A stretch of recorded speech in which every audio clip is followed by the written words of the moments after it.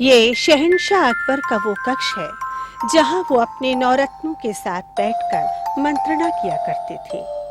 आज ये कक्ष एक बार फिर सजा है। ये है संगीत सम्राट तानसेन। इनका जन्म ग्वालियर के निकट एक गांव में हुआ था। सम्राट अकबर इनको रीवा नरेश के दरबार से लाए थे। तानसेन जी, कुछ मधुर संगीत सुनाएंगे?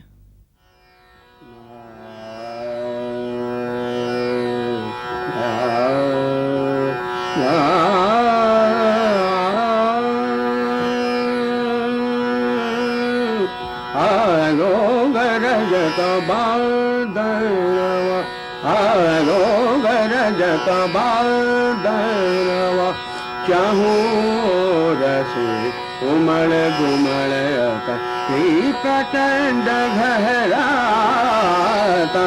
आगो गरजत बादरवा आगो गरजत बादरवा चाहूं रसी उमड़ घुमड़ प्रचंड घहराता आगो गरजत बादरवा जदलांग दमकत दामिनिया मोरा लाल रंग कोयल पुकार पपिया पुकार आरो गरजत बादलवा आरो गरजत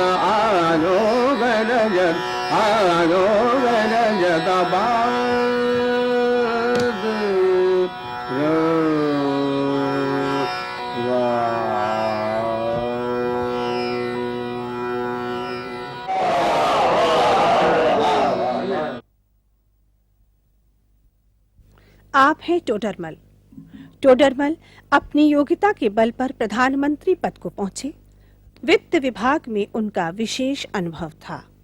टोडरमल साहब, किसानों की जमीन की क्या व्यवस्था है? हुजूर, उनकी जमीनों की नाप बांस के 60 गज जरीब से की जाएगी। क्यों? रस्सी से क्यों नहीं? हुजूर, रस्सी सूखने और गीली होने के बाद छोटी या बड़ी हो जाती है, इसलिए नापने में फर्क आता है हुजूर। और हुजूर, पैमाइश में इलाही गज का इस्तेमाल किया जाएगा। ये नापने का नया पैमाना है। वाह टोडरमल जी, वाह। मुल्ला अब्दुल कादिर बदायूनी शहंशाह अकबर के शासनकाल के 7 इमामों में से एक इमाम थे। अकबर के इबादत खाने में अनेक मुगल मौलवियों और शेखों को आमंत्रित किया जाता था। इन्हीं में एक थे बदायूनी। बदायूनी साहब, आप हल्दी घाटी की लड़ाई से क्या लाए हैं? जिले इलाही, हल्दी घाटी की जंग से हम महाराणा प्रताप का हाथी लेकर आए हैं, जिसका नाम हमने रखा है पीर प्रसाद, क्योंकि ये सब कुछ पीर साहब की मेहरबानी से ही तो हुआ है। वाह, क्या बात है। शेख मुबारक। अकबर के शासनकाल में शेख मुबारक का मदरसा खूब चलता था। ये अबुल फजल और फैजी के पिता थे। शेख साहब, आजकल आप क्या कर रहे हैं?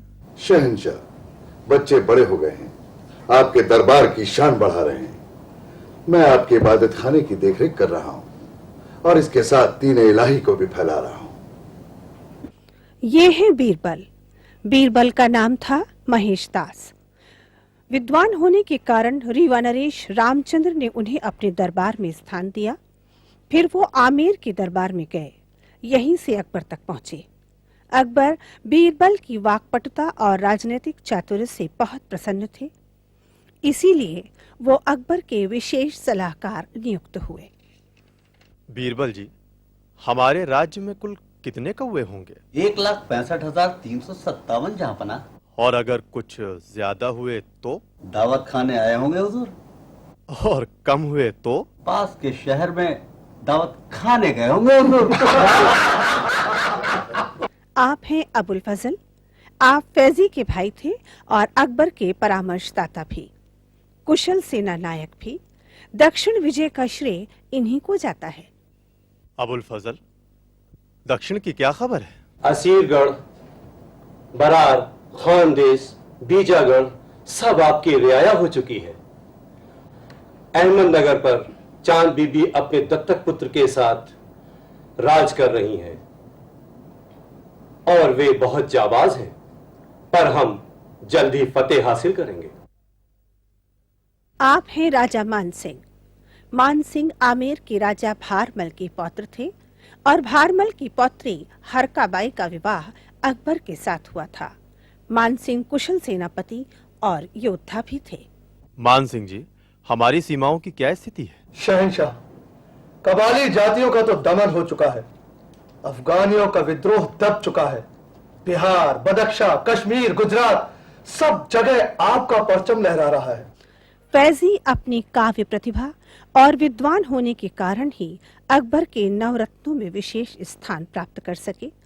जीवन यापन भत्तों के निरीक्षण के लिए इन्हें आगरा, कालपी और कालिंजर का सत्र नियुक्त किया गया। जीवन यापन भत्तों के लिए हम आपके सुझाव चाहते हैं फैजी साहब। रोजमर्रा के अलग अलग सामान के दाम तय किए जाएं और इन्हीं दामों पर सामान खरीदा और बेचा जाए। वाह, बहुत अच्छा, बहुत अच्छा। अब्दुल रहीम खान खाना असाधारण सुंदर तरुण थे, बहुत अच्छे लेखक और कवि भी थे। रहीम को ललित कलाओं से अपार प्रेम था। वो संगीत और कला दोनों को संरक्षण प्रदान करने के लिए प्रसिद्ध थे। खान खाना, आजकल आपकी कलम की स्याही कहाँ उतर रही है? कुछ सुनाएंगे? रहीमन देख बड़े इनको लघु न दीजिए डारी, जहां काम आवे सुई कहां करे तलवार। वाह वाह